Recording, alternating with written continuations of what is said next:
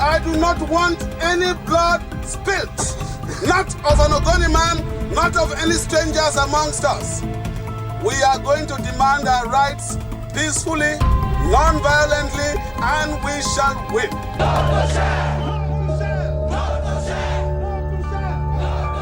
All make a commitment to work by our core values, which are honesty, integrity, and respect. The source of income is killed off.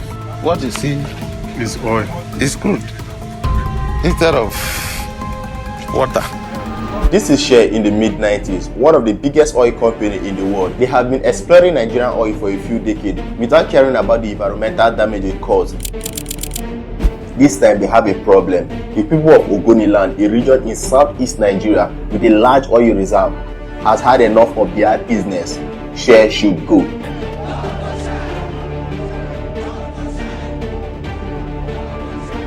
You cannot really blame them.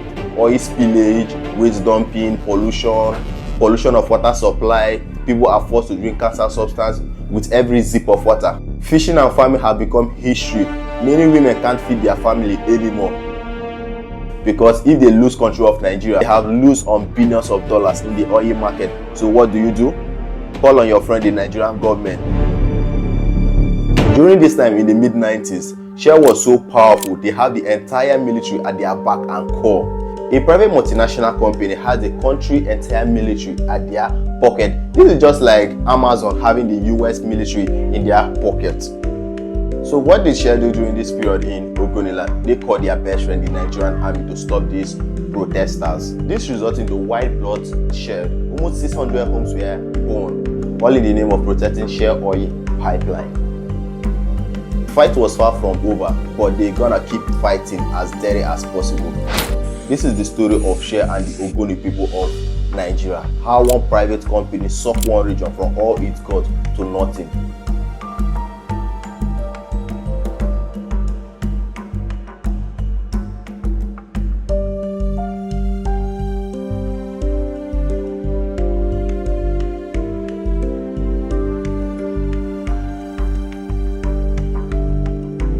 A businessman called Marcus Samuel started expanding his business, selling of seashells, exporting them to the east. When Marcus died, his two sons took over. In their trip, mid-1890s, the two brothers saw a huge potential in the oil market.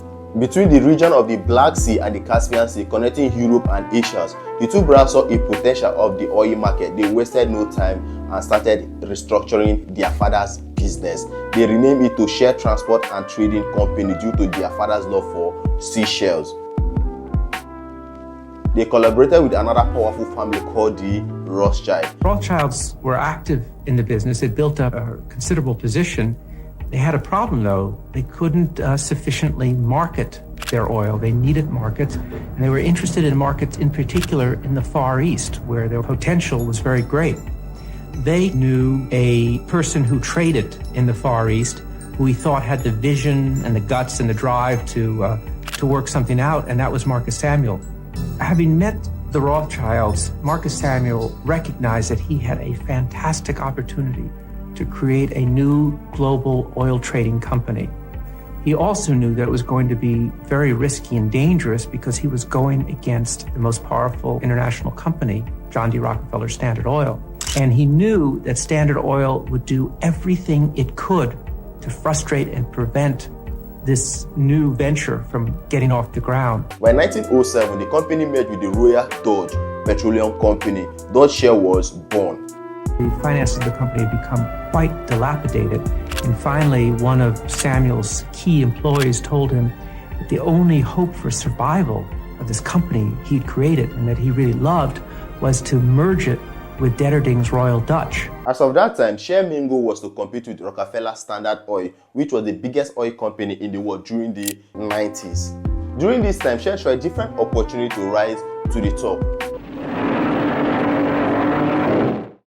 What is your petrol? Super Shell with ICA. Super Shell with ICA. Gives more go for what you pay. Family motorists in the know. Stop for Super Shell and go. Their breakthrough came during World War I. During World War I, Shell was the #1 supplier of fuel and aviation oil during this period. Rather nice little quotation in the front of it. saying without toluol, without petrol and oil fuels supplied by the Shell organization, the Allies could not have beaten the Germans. What the First World War established was the strategic significance of oil, that oil, access to oil, possession of oil, the ability to use oil would be a critical element in national power. And that was one of the lasting lessons of the First World War. Some experts even believe that without the help of Shell supplying aviation fuel and oil to the British army, they couldn't have won the Germans. After World War I, Shell surpassed its competitor, Standard Oil, by becoming the largest oil company in the world. Shell was far from done. They started expanding. Other countries are protective of their oil because they know the value of it. That's why they needed to find an oil-rich country that are poor. Even though they know the value of their oil, they don't have the skill to extract it. They turn to Africa. Apart from being poor, they need another advantage for them to penetrate into these countries. Any African country they are going to, they need one thing: corruption. Because if the government is corrupt, they can easily buy their way in and buy their way out if they are into trouble. So they turn to Nigeria. In Nigeria, they wasted no time to get into work, form a partnership with the Nigerian government so no one gets in between their ways. This was the major problem when they came to the ogoni land. The people start facing a lot of challenges due to polluted water and farmland that has been destroyed due to oil spillage, source of income destroyed. With all these things happening in the land, the people of Ogoni, they won't share out.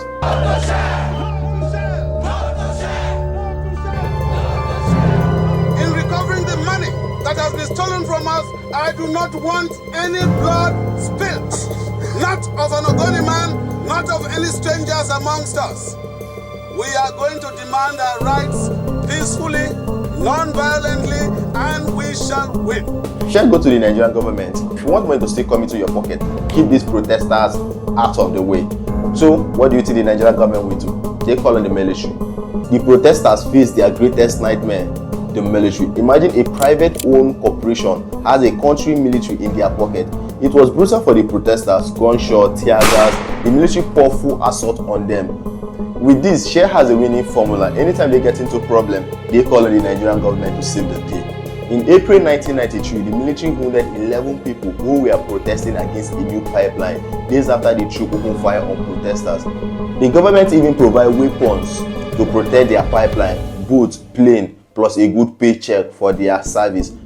The greatest enemy of Shell was about to unveil: Ken Saro-Wiwa.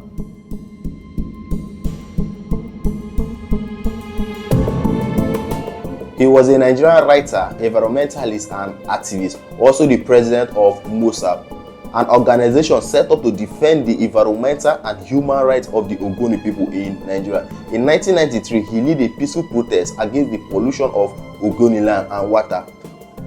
The following weeks, Shell continued their exploration with the blessings of the Nigerian government. In the eyes of Shell, Saro-Wiwa was the most stubborn activist ever they have faced so far, and will stop at nothing to get Shell out of their land. Ken Saro-Wiwa started intimidating Shell with different protests. But the good thing about this Ken Saro-Wiwa strategy, it actually worked. Shell stopped operation for weeks. But if you know what happened, if Shell stopped operation for weeks, they are losing on billions of dollars in the oil market. All because of Saro-Wiwa, they are losing. But this time, Shell has found a worthy opponent named Ken Saro-Wiwa.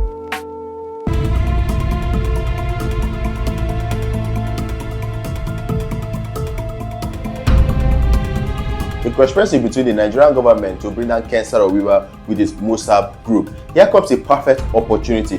4 chiefs were mobbed by angry youth, but during this time where these 4 chiefs were mobbed to death, Ken Saro-Wiwa was not around. But even though Ken Saro-Wiwa was not around, they pinned it on Ken Saro-Wiwa because this was the perfect time. If they said it was Ken Saro-Wiwa and his MOSAP group that was responsible for the mobbing of these 4 chiefs to death. After they have gotten him arrested, they paid some few locals to bear false witness against him. They found Ken Saro-Wiwa guilty and 8 others of the MOSAP group. By November 10, Ken Saro-Wiwa and 8 MOSAP group leaders were hanged by the military. The message was clear to the locals: get into Shell's profit, this will be your fate. After the death of Ken Saro-Wiwa, Shell sent their condolence message, feeling sad for the death of the Ogoni leader and 8 MOSAP group leader. They said they were so sorry for what happened. They even gave the family a cash prize of $50 million.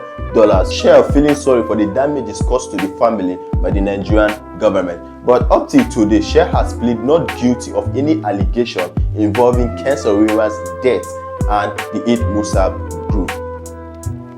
Decade after Ken Saro-Wiwa's death, nothing has happened in Ogoni land. Cleaning is still under process. The family took Shell to court outside Nigeria since they cannot get justice in Nigeria, the Netherlands, with testimony from 5 witnesses claiming that Shell pays them to bear false witness against Saro-Wiwa, that they should give false testimony against Saro-Wiwa and the 8 Ogoni leaders of the Musab group. Season 1, they called me, oh, your husband said you have to pick up his stuff. So I took it and I was just screaming, crying. Is this true that you guys already killed my husband? He's gone? And some of them were just telling me the story. What happened before my husband died? To say your husband. I never imagined this. And I never imagined that even 20 years later, the thing would still be so painful as if it happened yesterday. With all the evidence brought by the family, bringing 5 witnesses that claim Shell paid them to bear false testimony against Saro-Wiwa and the 8 other Musab group, but the judge in Netherlands said that the evidence is not enough to hold Shell accountable. In 2009, Shell pays the activist families $15 million, including Saro-Wiwa's family. The internal Shell records that we've been through show that executives encouraged the Nigerian government and military to deal with these ogoni protests. That executives understood very well the risks of inviting the Nigerian army to guard its contractors who are laying this pipeline. But despite this, they still insisted that the operations go ahead.